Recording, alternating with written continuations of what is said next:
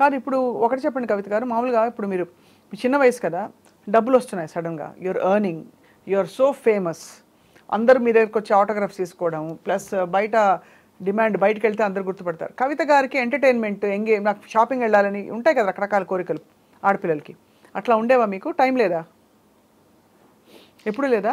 కొత్త బట్టలు కావాలి? ఎవ్రీడే 22 hours వర్క్ చేశాను, 12 years వర్క్ చేశాను. ఎప్పుడు 12 years పాట? 2 hours నిద్ర, 22 hours వర్క్. మరి ఆ ఫేస్ ప్యాక్లు అవన్నీ ఏమీ లేవు?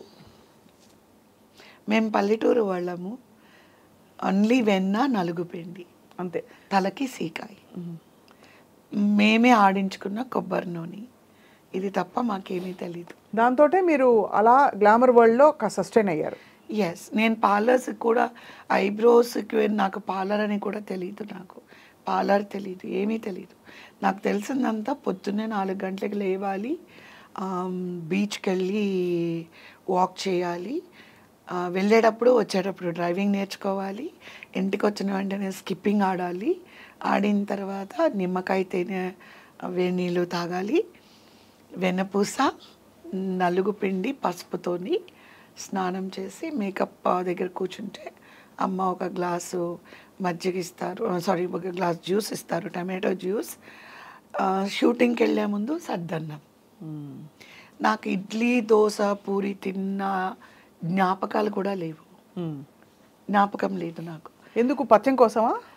అమ్మ తెలీదు. అమ్మ ఏమంటారంటే, రాత్రి పాలల్లో అన్నం వేసి శనగలు, నానబెట్టిన శనగలు, ఉల్లిపాయ ముక్కలు, పెరుగు తోడు పెట్టేసి, చాలా చలవా, ఒంటికి మంచిది, ప్రోబయోటిక్. ఇప్పుడు నాకు షాకింగ్ ఏంటంటే, యూట్యూబ్స్లో అంతా చూస్తే దీని గురించి సో మచ్ ఆఫ్ అడ్వర్టైజ్మెంట్, ఇలా తినాలి, అలా తినాలి, ఇది తింటే ఇలా ఉంటుంది, ఇది ఇలా చేయాలి, అదే అంటే నాకు ఇదేంట్రా, ఇదేదో చిన్నప్పుడు బోళ్ళు తిందా అని మా మదరు అలా ఇచ్చేవారు అనమాట. ఆవిరి కూడా ఇచ్చేవారు. నా భోజనం అంతే, మార్నింగ్ టిఫిన్ సద్దన్నం. మీ వెనకాల ఉండేది అమ్మే? అమ్మగారు ఉండేవారు. అండ్ అప్పుడు మరి బట్టలు కొనుక్కోవాలి అంటే ఎక్కడ టైం? నేను ఎప్పుడు కూడా ఒక కర్చీఫ్ కూడా కొనుక్కోలేదండి. నేను సింపుల్గా మీకు ఒక విషయం చెప్పేస్తాను, 1 wordలో చెప్తాను. నా జీవితంలో అమ్మ, మా వారు, ఇప్పుడు మా పిల్లలు, అంతే. నేను ఒక కర్చీఫ్ కొనుక్కున్నది కూడా నేను ఆలోచించుకోవాలి ఒక్కసారి. హ్యాంగ్ కర్చీఫ్ ఉంటుంది కదా, అది కొన్నానా అని కూడా నేను ఆలోచించుకోవాలి. అంటే నా లైఫ్లో నేను ఎప్పుడూ షాప్స్కి వెళ్ళలేదు. బట్ ఇవి మింటెడ్ మనీ కదా కవిత గారు, చాలా డబ్బులు వచ్చి ఉంటాయి మీకు. ఆ రోజుల్లో ఆ వయసు అమ్మాయి అంత ఇండిపెండెంట్గా యాక్ట్ చేయడం, అంత బ్యూటిఫుల్గా రాణించడం చాలా అరుదు. చాలామంది యాక్టర్స్ ఉండొచ్చు, బట్ మీరేమి కోరుకోకుండా మీకేమి నగలు, ఎవ్రీథింగ్ ఇస్ సెటిల్డ్ అండి. అన్నీ అమ్మ చేశారు. అమ్మ ఎవరికి, అక్కకి పెళ్లి చేశాము నా సంపాదనతో.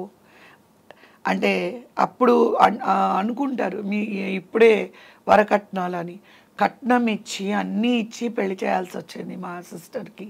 చేసాము, అన్నీ ఇచ్చి చేసాము, అన్నీ నా సంపాదన. చదివించాము, తమ్ముని చదివించాము, చెల్లిని, కుటుంబాన్ని మీరే మోసారు. ఫ్యామిలీ మొత్తానికి అందరికీ నేనే చేశాను మొత్తం. You feel happy when you look back? yes, like I was able to do something for others kada, that to my family kada. So definitely it is a great feeling that I'm use of something to my family. Correct. I have done something good to my family, and my family is, because of me they settled. See, 5 suffer అయ్యి ఒకళ్ళు బాగుండకూడదు. ఒకళ్ళు కష్టపడి 5 members are comfortable. But మీరు కష్టపడ్డారు కానీ suffer అయితే అవ్వలే కదా, ఎంజాయ్ చేశారా వర్క్ అంతా? ఎస్, చాలా. ఎందుకంటే ఐఎమ్ ఏ పర్సన్, ఇప్పుడు మీరు ఏ జాబ్ లేదు, బాత్రూమ్లు కడిగే జాబ్ మీకు ఉంది అన్నారు అనుకోండి, ఆర్టిస్టిక్గా చేస్తాను. అంతేనా? చాలా ఆర్టిస్టిక్గా చేస్తాను. బాత్రూమ్ కడగడం అనేది కూడా ప్రపంచంలో ఎవరు కడగనంతగా, అంత 100% నా మైండ్, సోల్ దాంట్లో పెట్టి, ఎంత పక్కా మీరు ఎదురు చూడనట్టుగా అంత పక్కగా. అంటే నేను ఏం చెప్పబోతున్నానంటే, మనము ఒక పని తీసుకున్నామంటే దాన్ని ఒక దైవంగా భావించి చేయాలి. Put heart and soul and do it. Otherwise, don't accept it. ఇప్పుడు నాకు ఇష్టం లేదు ఇది. ఆల్రెడీ నేను కాలు పెట్టాను. పెట్టి నేను ఫెయిల్ అయ్యాను అనే మాట ఎవరి నోట్లో రాకూడదు. కరెక్ట్. నా ఫీల్ లైఫ్లో ఒకే ఒక్క దాంట్లోనే నేను ఫెయిల్ అయ్యాను. అండ్ అది పాలిటిక్స్.